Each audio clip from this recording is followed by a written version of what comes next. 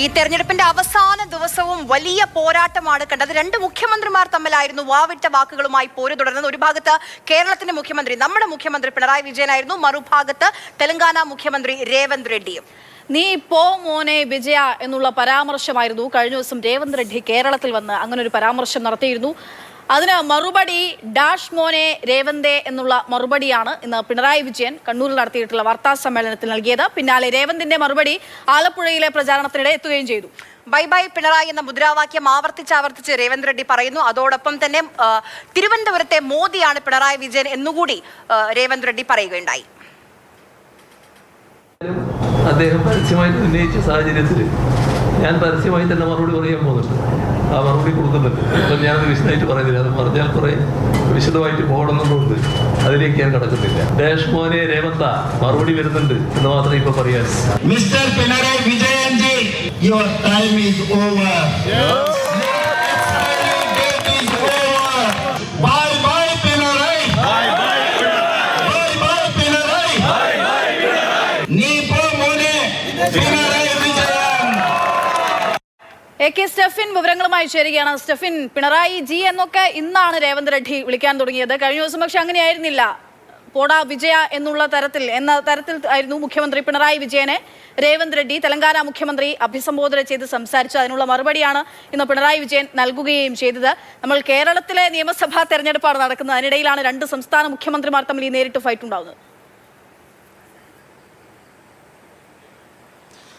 മുഖ്യമന്ത്രിമാർ തമ്മിൽ ഇങ്ങനെ ഒരു വാഗ്വാദത്തിന്റെ ആവശ്യമുണ്ടോ എന്നുള്ള ചോദ്യം ബാക്കിയാണ്. അതിന്റെ ഉത്തരം ഏതായാലും മറ്റന്നാൾ ലഭിക്കുമെന്ന കാര്യത്തിൽ സംശയമില്ല.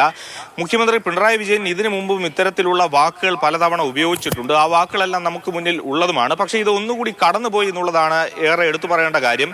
ഈ ഒരു വിവാദത്തിന് തുടക്കമിട്ടത് തെലങ്കാന മുഖ്യമന്ത്രിയായിട്ടുള്ള രേവന്ത് റെഡ്ഡിയാണ്. അദ്ദേഹം കത്തിന്റെ രൂപത്തിൽ ഇന്നലെ ഫേസ്ബുക്കിൽ ഇട്ട ഒരു പോസ്റ്റാണ്. അതിലാണ് പോ മോനെ വിജയ എന്ന് എഴുതിയിരുന്നത്. CPM-നെയും മുഖ്യമന്ത്രിയും വളരെയധികം ചൊടിപ്പിച്ചതും അതാണ്.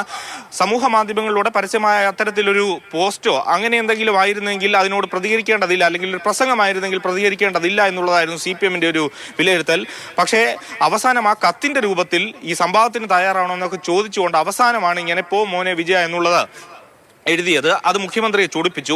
അതിന് പിന്നാലെയാണ് ഇന്ന് വാർത്താ സമ്മേളനത്തിൽ അത് ഒന്നുകൂടി കടത്തി മുഖ്യമന്ത്രി പറഞ്ഞത്.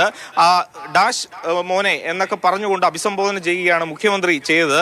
ഏതായാലും അത് എത്രമാത്രം CPM-ന് നൊന്നിട്ടുണ്ടോ അല്ലെങ്കിൽ മുഖ്യമന്ത്രിക്ക് നൊന്നിട്ടുണ്ടോ എന്നുള്ളത് ആ വാക്കുകളിൽ നിന്നും വ്യക്തമാണ്. എന്തായാലും കോൺഗ്രസ് ആ വിവാദം ഒതുക്കി തീർക്കാൻ വേണ്ടി ശ്രമിക്കുന്നില്ല. മുഖ്യമന്ത്രിയുടെ പ്രതികരണം വന്നതിന് ശേഷവും പല വേദികളിൽ ആലപ്പുഴയിലും പത്തനാപുരത്തുമെല്ലാം രേവന്ത് റെഡ്ഡി പങ്കെടുത്ത കോൺഗ്രസിന്റെ കൺവെൻഷനുകളിൽ പ്രചാരണ പരിപാടികളിലെല്ലാം ഇത് തന്നെ പിണറായി വിജയന് പ്രായമായി, അതുകൊണ്ട് പോയി വിശ്രമിക്കൂ. അതോടൊപ്പം തന്നെ അതിരൂക്ഷമായിട്ടുള്ള ഭാഷയിൽ മോദിയെയും പിണറായിയും താരതമ്യം ചെയ്തുകൊണ്ടുള്ള പ്രതികരണങ്ങളും രേവന്ത് റെഡ്ഡിയുടെ ഭാഗത്തു നിന്നും വന്നിരുന്നു. അതിന് പിന്നാലെ മുഖ്യമന്ത്രി ഫേസ്ബുക്കിലൂടെയാണ് വീണ്ടും അതിനുള്ള മറുപടിയും അറിയിച്ചത്. പോകും, അത് നവകേരളത്തിന് വിവരങ്ങൾ നൽകിയത്. അത് മാത്രമല്ല, രേവന്ത് റെഡ്ഡി കേരളത്തിലേക്ക് വന്ന ഒരു 6ാമത്തെ ഗ്യാരണ്ടി കൂടി ഇന്ന് പറഞ്ഞിട്ടുണ്ട്. നമുക്കറിയാം ഇത്തവണത്തെ മെസ്സി വരും കേരളത്തിൽ, മാർച്ചിൽ മെസ്സി കേരളത്തിൽ കളിക്കുമെന്നൊക്കെ പറഞ്ഞിരുന്നു. അത് ഉണ്ടായില്ല. അതേസമയം തെലങ്കാനയിൽ മെസ്സി വന്നിരുന്നു, അർജന്റീനൻ ടീം വന്നിരുന്നു. അപ്പൊ 6ാമത്തെ ഗ്യാരണ്ടി എന്ന നിലയിൽ രേവന്ത് റെഡ്ഡി ഒരു ഗ്യാരണ്ടി മുന്നോട്ട് വെക്കുന്നുണ്ട്. മെസ്സി വേണമെങ്കിൽ നിങ്ങൾക്ക് മെസ്സി, അതല്ലെങ്കിൽ റൊണാൾഡോ വേണമെങ്കിൽ നിങ്ങൾക്ക് ഞാൻ റൊണാൾഡോയെ കൊണ്ടുവരാമെന്നൊരു ഗ്യാരണ്ടി കൂടി രേവന്ത് റെഡ്ഡി ഇന്ന് വെക്കുന്നുണ്ടായിരുന്നു.